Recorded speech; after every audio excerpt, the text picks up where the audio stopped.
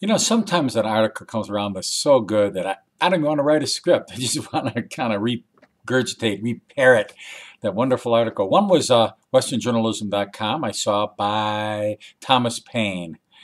It's called Obama Descendant of Slave Owners. At first I thought, wait a minute. I thought he was a descendant of slaves, not a descendant of slave owners.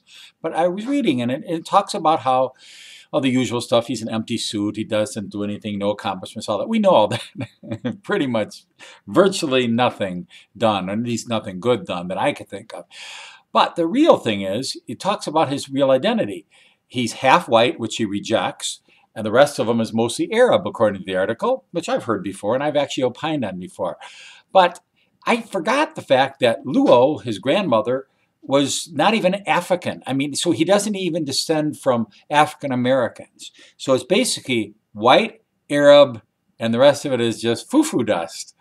So if Obama is not a descendant of slaves, what is he? He's a descendant of slave owners, because until the British finally ended the centuries-long tradition of Arabs selling and buying slaves, hey, need I say any more? So we've got a white Arab president who doesn't have a drop of African blood in him, according to this article, and he's a descendant of slave owners. So he makes a perfect liberal messiah, as the article goes on to say, because of the guilt of being white.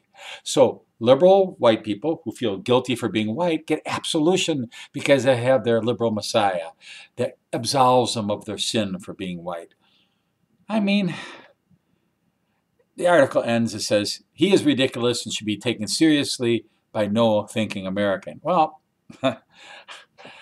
apparently enough people took him seriously enough to put him in for 2 terms, but maybe we can snap out of it now.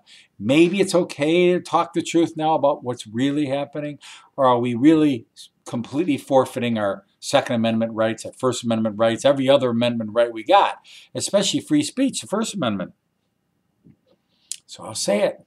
Obama's white, and Obama's Arab, and Obama is not African, nor even American, most likely.